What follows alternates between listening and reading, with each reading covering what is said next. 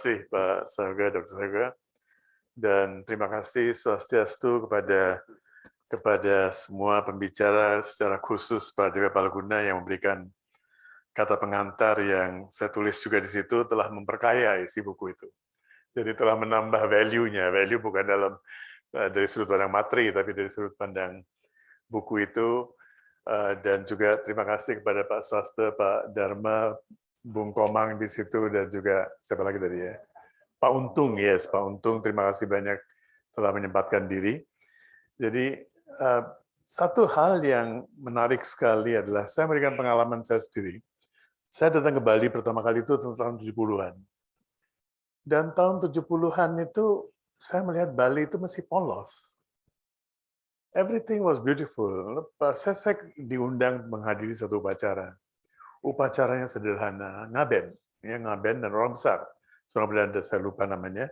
Yang undang saya Pak Oka Puniatmaja. Saya lupa juga nama beliau, nama sulinggi beliau ya. Tapi dulu beliau masih ketua PHDI. Jadi beliau yang undang saya, kemudian saya datang dan ada kesederhanaan, ada kepolosan yang luar biasa. Upacara sederhana, yang punya uang ya silakan dengan cara yang lebih besar ya. Dan konsep Desya Kala Patra itu betul-betul terasa. Saya tinggal di Tabanan, dokter kita di Tabanan. Saya lupa nama desanya. Saya sengaja ketemu dengan seorang supir di Jakarta, supir bemo, masih bemo, orang Bali dia. Orang Bali, dan dia bilang sama saya, Bapak kalau ke Bali, saya suka naik bemo dari rumah saya di Jalan Kasa di dekat Garuda itu, terus sampai kemana naik bemo dia, dan dia selalu menunggu saya, dan saya beritahu saya mau ke Bali, dia bilang tolong kalau ada waktu mampir ke rumah keluarga saya, rumah adat kami. Jadi saya ke sana dan saya nginep di situ satu malam. Tiba-tiba malam-malam ada suara kul-kul tuh, saya nggak tahu ada suara apa ini, kenapa? Oh ada babi hutan yang masuk ke sawah. Jadi babi hutan itu masuk ke sawah, terus rame-rame diburu dan diguling, dimakan bersama. Jadi belum ada warung babi guling. Jadi babi guling itu betul-betul satu novelty ya, bahwa rame-rame diburu karena memang dia merusak ya. Jadi nggak ada restoran yang saya lihat waktu itu. Mungkin saya nggak begitu paham, tapi saya sepertinya nggak lihat ada restoran yang jual babi guling. Babi guling itu adalah makanan desa yang rame-rame dimakan. Dan ada kesederhanaan yang luar biasa, dan saya pikir waktu itu, saya masih muda sekali, saya baru 19-20 tahun, tapi saya sudah bekerja, sambil kuliah juga. Dan saya pikir nanti kalau saya mau pensiun, pasti saya akan cari Bali. Cuma Bali sekarang, Bali yang sudah berubah, Desya Kala Patra. Penyesuaian, jadi Pak Made Swasta juga, Pak Putu Swasta, dan juga Pak Palguna sudah mengatakan, perubahan-perubahan ini yang kita harus terima tanpa kita meninggalkan jati diri kita. Ini yang saya kira menjadi kecemasan saya, kekhawatiran saya. Di satu pihak ada orang-orang di antara kita yang sudah tidak menganggap lagi bahwa budaya asli kita seperti apa. Mereka maunya ya seperti kalau perlu Bali jadi Hong Kong gitu. Ya. Tapi ada juga yang berseberangan sama sekali. Jadi meeting point-nya di mana ini? Kita mau bertemu di mana?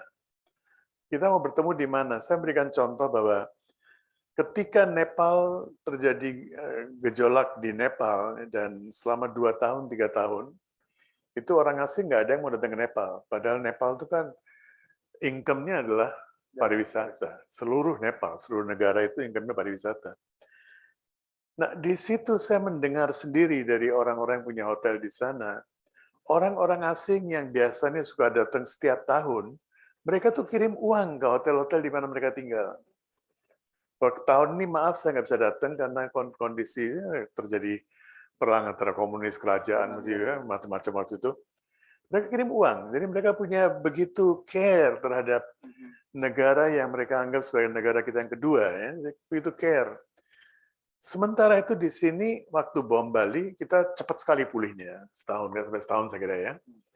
Dan masih ada satu romantisme ya karena kita menjadi victim, kita jadi korban, jadi orang mau bantu apa. Tapi ketika saya melihat kondisi di sini, berapa banyak sih orang datang ke Bali untuk betul-betul mengenal lebih lanjut tentang budaya kita? Bukan tentang seni, ya. Seni something different. Saya kira itu di situ kesalahan kita selama ini bahwa seni itu kita anggap budaya. Dia bagian dari budaya. Seni, kuliner, bisa apapun juga, pakaian atau apapun juga. Tapi budaya ini seperti yang Ki Hajar Dewantara mengatakan, unggulan-unggulan dari kebiasaan-kebiasaan yang sudah time tested, ini bisa bertahan. Nah, ini yang kita lupa di sini, dan padahal seperti yang tadi Pak Putu Swasta juga mengatakan, kita punya satu patung Pratima dari Acintya. Di salah satu tangannya itu adalah yin dan yang.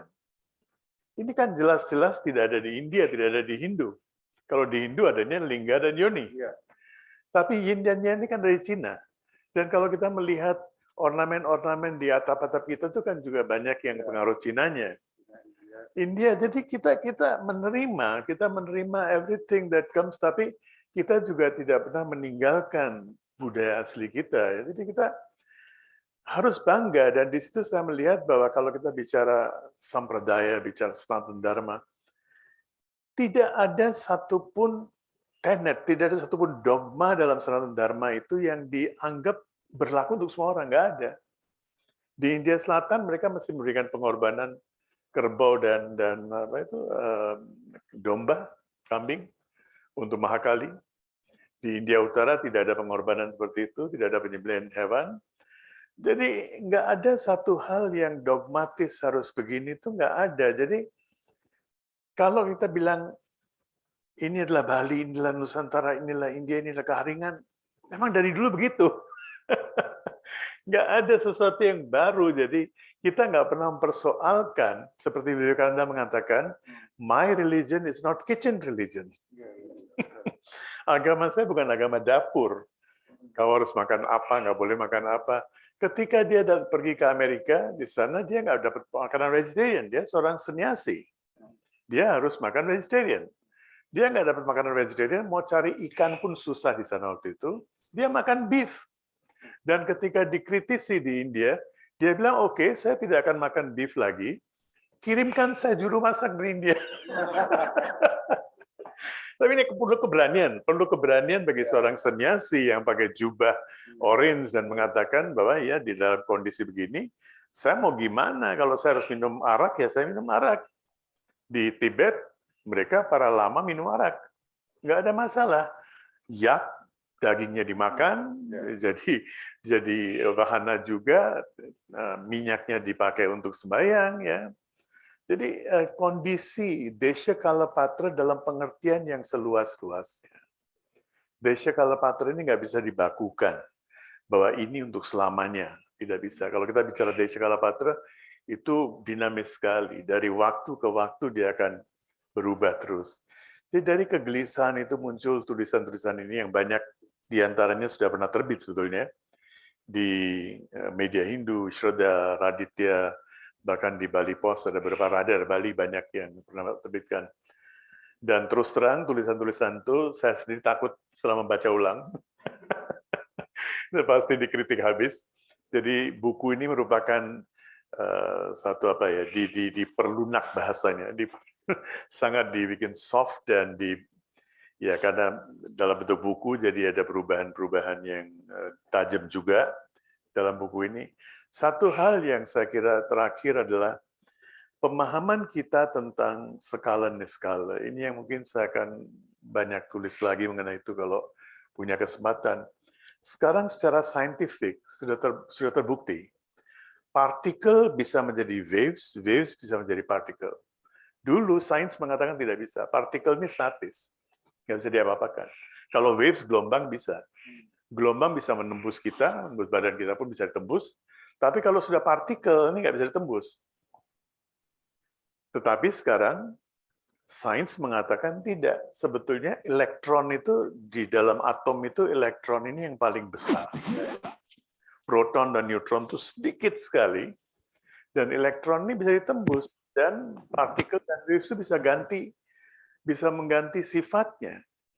Dan itu Bhagavad Gita sudah menjelaskan bahwa skala dan niskala itu kalau kita memisahkan, terjadilah masalah. Terjadilah masalah ketika kita memisahkan ini adalah vertikal, ini adalah horizontal. Kalau ini adalah vertikal, akan terjadi sin laundering. Oke, horizontal saya salah, nggak apa-apa.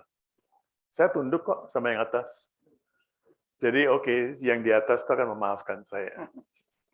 Karena di sini salah-salah sedikit nggak apa-apa. Tetapi kalau kita bicara Upanishad jelas sekali, Isavasya Midam Sarvam. Semuanya Tuhan meliputi segala-galanya. Tuhan ada di dalam dirimu, ada di luar dirimu. Kalau ini saja kita bisa paham, dari sudut pandang sains, partikel dan waves itu nggak bisa dipisahkan. Yang satu bisa menjadi yang lain, bisa berubah sifat. Kalau itu saja kita paham, kita nggak punya masalah. Jadi masalah yang terjadi ini karena memang yang tadi Pak Palguna mengatakan, baca buku. Pak Putus Swasta juga penulis sendiri. Jadi ketika kita membaca buku ini kan kita membayangkan begitu banyak hal ya. Begitu kita menonton sesuatu di TV atau menonton di YouTube, kita yang berjalan cuma satu indera, nggak ada waktu untuk mencerna lagi. Kita menjadi kamera, kita merekam. Kita bisa ingat, bisa hafal. Tapi ketika kita membaca buku, imajinasi kita berjalan. Dan apa yang Pak Bapak bilang tadi betul sekali, kita seperti bicara dengan penulisnya. Dan Bung Karno mengatakan, saya ketika ke library itu saya bisa ketemu dengan semua tokoh dari seluruh dunia. Bisa bertemu, bukan usah virtual lagi, bisa bertemu dalam diri saya sendiri. Nah ini yang kita perlu tanamkan kepada anak-anak kita. Sekarang ini terima kasih kepada Pak Nugraha yang telah, Ida Bagus Nugraha yang telah mencetak buku kita ini, karena penerbit buku-buku saya sekarang sudah beralih ke digital. Nah kalau digital memang dari segi keuntungan lebih bagus. Sekali jalan mungkin dalam 1-2 hari bisa 2-3 ribu buku. Sekarang kita cetak 1000 buku aja belum tentu bisa selesai dalam waktu setahun ya. Nah, digital bisa dalam waktu harian, bisa ribuan buku. Tetapi saya memilih untuk tetap mencetak, ya ada juga buku-buku yang sudah dibuatkan digital ini oleh Gramedia, tapi buku-buku terakhir selama pandemi ini kita berusaha untuk mencetak. Orang ada di rumah sudah jenuh semestinya sudah jenuh dengan online program dan sebagainya, baca buku sehingga bisa berkomunikasi. Nah, banyak sekali kegelisahan seperti itu yang membuat kita bisa menulis kurang lebih 10 atau 12 buku selama pandemi ini, selama 2 tahun ini. Dan semoga ada manfaatnya. Sekali lagi terima kasih Pak Deva, Pak Swasta, Pak Dharma, Pak Untung di sana yang online, dan Komang. Terima kasih pada semuanya Pak Sayoga, saya kembalikan. Terima kasih. Terima kasih Guruji.